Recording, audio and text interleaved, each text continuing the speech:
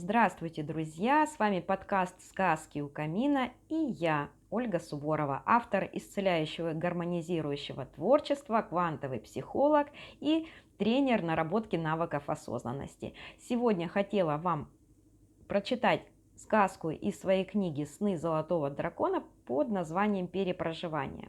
О книге вы можете узнать больше или по ссылке под этим видео, или вот здесь. Наверняка вы или слышали, или сами сталкивались с таким моментом, когда у нас в жизни случаются такие ситуации или задачи, с которыми никак не получается справиться. Психологи говорят о том, что ищите причину в своем прошлом, в своем детстве, вот эти травмирующие ситуации, и важно пойти в прошлое, перепрожить, окунуться в эту болезненную ситуацию, изменить ее, и тогда вы измените свое настоящее. Я вам могу сказать, что все можно сделать намного проще, легче, и вы можете стать автором любого своего сценария, какого вы пожелаете. Итак, кому это интересно, присаживайтесь поудобнее и начинаем читать. Перепроживание. Молодой мужчина сидел на кухне, погрузив пальцы в рыжую шевелюру и вспоминая сегодняшний день. Досада подкатывала к горлу вязким комом. Опять он не смог отстоять свое мнение. Опять он спасовал, как только на него повысили голос. Каждый раз он чувствовал себя маленьким ребенком, которого не понимали, не принимали в расчет. И сколько уже он пробовал переломить ситуацию, ходил на тренинги, нарабатывал уверенность и смелость. Боясь ошибиться и вызвать тем недовольство начальства, друзей, родителей, он все делал очень старательно. Числился отличным специалистом, хорошим другом, душой компании. Он был талантлив во многих областях – скульптуре, живописи, конструировании, танцах. Но никто даже и предположить не мог, что добивался он отличных результатов, только боясь вызвать недовольство, получить отрицательный отзыв. Дикая усталость поселилась в его голове и теле. Прекрасные глаза цвета постоянно изменчивого осеннего моря уже не искрились той солнечной радостью. Ему было по-настоящему хорошо, когда он оставался наедине с самим собой, брал в руки пластилин и лепил, лепил, лепил. Вот и сейчас, тяжело вздохнув, достал новую коробку, и руки запорхали сами собой. Время присела на соседний стул и залюбовалась мягкими движениями тонких пальцев. Последние мазки. Рука опускает на гладь стола фигурку сердитого гнома.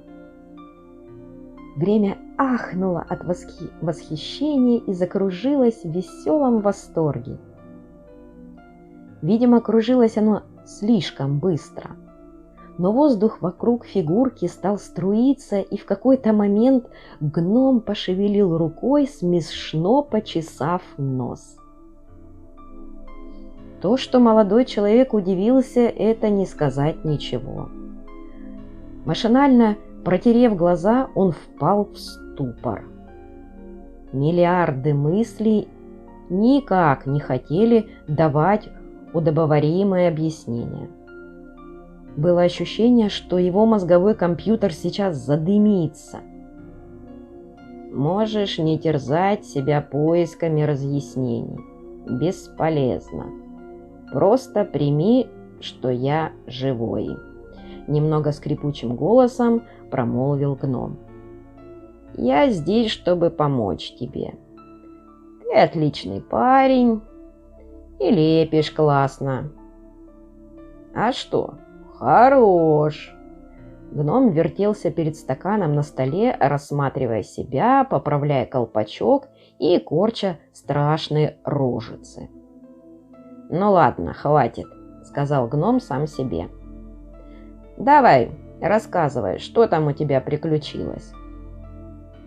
Удивляясь сам себе, мужчина начал рассказывать про все, первый раз ничего не скрывая и не боясь показаться смешным или неидеальным.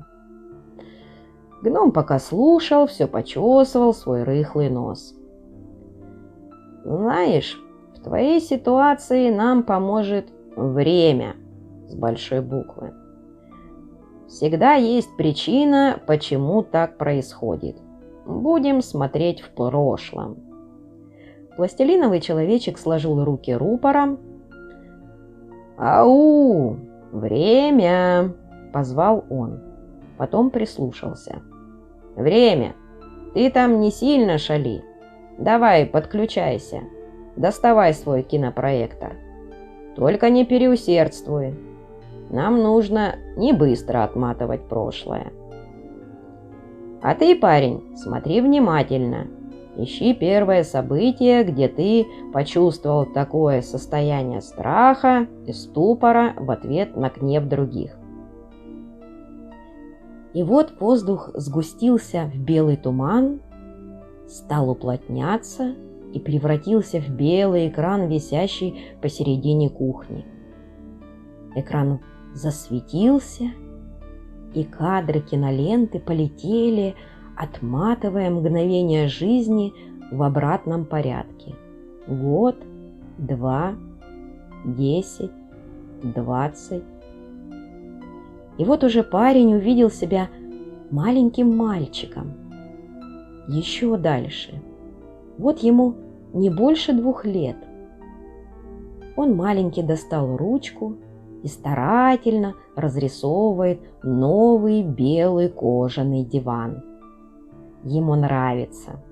Он учится рисовать кружки. И тут заходит мама. На ее лице шок от увиденного. Она, не контролируя себя, кричит: «Что ты наделал?» Она бегает по квартире в полном потрясении, продолжая причитать. Мальчик сильно пугается. Ему страшно. Он рыдает, хотя никто его не наказывает. Мама хватает его и пробует успокоить, крепко обняв. «Стоп! Останови кадр. А теперь скажи, о чем в тот момент ты думал? Время, покажи нам». И на экране начинают проявляться мысли и эмоции участников. Вот они, образы мыслей мальчика. «Я плохой, все делаю неправильно. Если я что-то делаю неправильное, меня сильно будут ругать. Лучше ничего не делать без разрешения. Люди строгие, сердитые. В жизни полно испытаний. Все очень сложно». «Тебе эти мысли ничего не напоминают?» Гном пронзительно, как будто желая проникнуть в мысли, обратился к парню. «Так по таким мыслям я и сейчас живу». Было заметно, что для молодого человека это стало открытием. Он внимательно наблюдает за мамой на экране. Высвечивается ее безмерная любовь к ребенку, желание оградить его от переживаний, а также чувство растерянности от произошедшего. Странно, а я думал, что она меня мало любит. Думал, что она на меня злится. Гном сидит задумавшись. Подперев подбородок кулаком, распушил бороду, надул щеки. Не мигая, смотрит на экран. Наконец произносит: «А если бы ты в тот момент не испугался, если бы в тебе было бы побольше смелости, как бы ты тогда смог поступить? Думай. Сейчас твои мысли будут создавать новый разворот событий». На белом полотне мальчик внимательно смотрит на разгневанную маму. Он подходит к ней, обнимает за ноги, уткнувшись лицом в колени. На минуту замирает, а потом начинает ее целовать, тянет к ней руки. Гнев мамы растворяется, она подхватывает его, крепко прижимая. А он, хохоча, начинает целовать ее в щеки, нос, лоб. Лицо женщины расслабляется, она уже сама улыбается. И вот они уже вдвоем кружатся по комнате, и вся проблема растворяется, как кристаллики соли. Молодой человек завороженно снова и снова просматривает этот сюжет. Его глаза вспыхивают солнечными зайчиками на водной глади. Кулачками, как в детстве, он растирает брызнувшие слезы. И нет страха. Никто не будет его оценивать, ругать. А люди – это просто люди, которым нет никакого дела до его удач и ошибок. А мир, он красивый, волшебный, в нем безопасно и хорошо. Мир заискрился, вспыхнул и разлился золотом заката на морской бескрайности. Жизнь голосом мамы прошептал: «Здравствуй, сынок. Ничего не бойся, просто доверься мне. Вот увидишь, все сложится наилучшим образом».